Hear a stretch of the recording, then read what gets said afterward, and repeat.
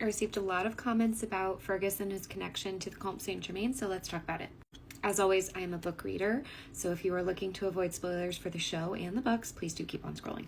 So in order to understand Fergus and his lineage, we first have to get to know the character of Percy Wainwright, later known as Percy Beauchamp, who has direct ties to Lord John Grey through the novellas. He ends up being the person to reveal Fergus's lineage and family history to Lord John. Percy is actually Lord John's stepbrother. He and his mother were in poverty. She ended up meeting a man named Sir George Stanley, and he lifts them out of poverty. When Percy's mother later dies, he is taken under the care of Sir George. The first time that Percy and John meet is actually in 1757 at the Lavender House Club in London, and they instantly have an attraction towards one another. Percy kisses Lord John's hand, but Lord John does not give Percy his name. Later on, Sir George becomes engaged to Lord John's mother, Benedicta Grey, and he being Sir George, brings Percy to dinner to meet her and her two sons, Hal and John. This takes place in the Brotherhood of the Blade book in the spin-off series for Lord John. Highly recommend reading those books. I can do a whole series talking about that spin-off if people are interested. Without going into too much detail, Lord John and Percy have a very checkered history and past. They were romantically involved at one point. Lord John gets Percy out of prison at one point, so they have this very intense background, and at this point in time, Lord John does not trust Percy. The next time we see Percy is in An Echo in the Bone, when he has since married a woman named Cecile Beauchamp, which you'll recognize her last name is the same as Claire's maiden name. I don't think there's ever any confirmation that they are related, but very likely that she could be a descendant of theirs. She is the daughter of Baron Amandine. So Percy takes their last name because it comes with a lot of power and influence. She also has a brother, Claude, and a younger sister, Emile. She is the daughter of Baron Amandine, who is obviously of great political and social influence and power. So Percy adopts their last name because it comes with all of that. And she is the sister of Claude Beauchamp and Amélie Beauchamp. Percy is also an active French spy in the French Black Chamber group at this point. When he sees Lord John again, he tells him he is looking for a man named Frazer, who, by request of the French nobleman, was taken from a brothel in Paris around 30 years ago by a man with the same description as Jamie. Percy had traveled by ship to America to find him, but at this point didn't realize that Claudel's name had been changed to Fergus. In 1776, he meets Lord John in Wilmington and mentions Jamie Frazer and William. So at this point, John, not trusting Percy at all, tells him, please stay away from my son, out of fear that he might reveal William and Jamie's connection, obviously. Then in 1777, he travels to New Bern, where Fergus and Marcelly live in they have their print shop, and Claire is there at the time. This is a deviation from the show, what I think they're trying to do, because Claire, when she goes back to America, is going to be going back to Philadelphia to be with Lord John. In the books, she goes back to New Bern to be with Marcelly and their son, Henri Christian. Subtle change, big implications.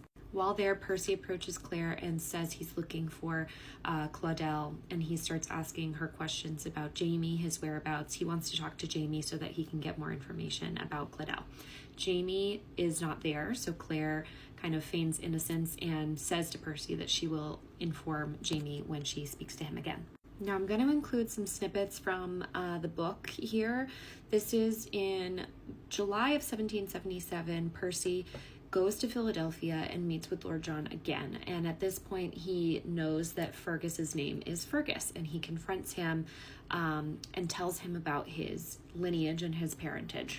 Feel free to pause and read. I'm going to kind of breeze through this and call out the highlights, but there's a lot of content in these snippets from the book. He explains to Lord John that he's looking for his sister-in-law's son. His sister-in-law, Emily, had passed away a long time ago in a French brothel. Lord John asks him, why have you been following me around trying to find me? What is your purpose in being here? And he says, I'm looking for a printer named Fergus Frazer. When Lundred asks who is that, Percy points out to him that he is the oldest son of James Frazer, a printer, and suspected rebel like his father. Now keep in mind that Lord John has been in love with Jamie for most of his life. Percy at one point told Lord John that he loved him, and John was unable to reciprocate because he was still in love with Jamie. So the news that Jamie has a illegitimate son by a French whore who happens to be the daughter of an ancient noble family absolutely throws Lord John off his axis. Percy later clarifies that he is Frazer's son, adopted. He took the boy from a brothel in Paris about 30 years ago. He goes on to explain that when Amélie, which is Claude's older sister, was a teenager, she was seduced by a wealthy nobleman who he knows as the Comte Saint-Germain. Claude's father thought that they would end up getting married, which would give them fame, fortune, wealth, but the Comte said no. Percy goes on to explain that no one came forward to say they had seen her. She ended up vanishing, and no one could account for her ever being at the mansion of the Comte Saint-Germain. So there is confirmation that that is the man that she was tied to. So we get the question from Lord John, do you think that's how she ended up in a brothel? And how did you discover this? Percy explains that he found her marriage lines, and the implication here is that if Amélie and the Comte Saint-Germain ever had a legal marriage, that entitles Fergus to all of the Comte's status, wealth, everything. This is a passage where the two of them kind of subtly touch upon the fact that Lord John rescued him from a prison when he was arrested. Again, I don't want to go too much into detail about their story, but it's definitely worth a read. Percy also says that he doesn't believe that anyone in Amelie's family, including Claude or the father, knew about this marriage contract, but they gave him permission to dig into it further. When he started, he looked for the priest first. He confirms to John that he was dead, murdered, killed in the street, shortly after Amélie disappeared. When he says he later went after the Comte, he had disappeared, and a lot of his servants and people who worked for him were unwilling to tell him any information about his whereabouts. So when he wasn't getting answers from the Comte and his staff, he went to the brothel where Amélie had been living.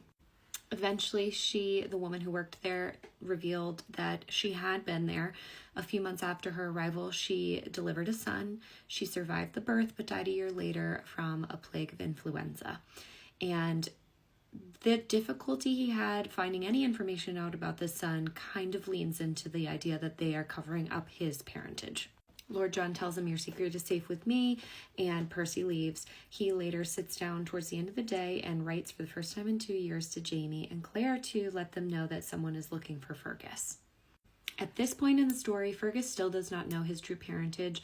I'm very curious if Diana will weave that in or choose to weave that in now that we know that the show is ending, but all signs point to this being true, which would be very interesting and have some fascinating implications if he is a direct descendant of the Comte Saint-Germain.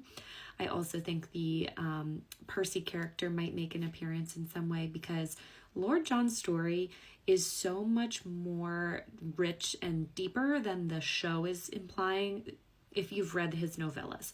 I highly recommend that you do. If you have the time or if you are curious about his character, but he has so much going on in the background that will later become slightly significant if they follow the book plot. I'm unsure how they're going to handle it, but worth reading if you're curious about Lord John's character at all. And obviously now that the storyline with Fergus is woven in and Percy is the one delivering this news to Lord John, knowing who Percy is was pretty important to me reading it.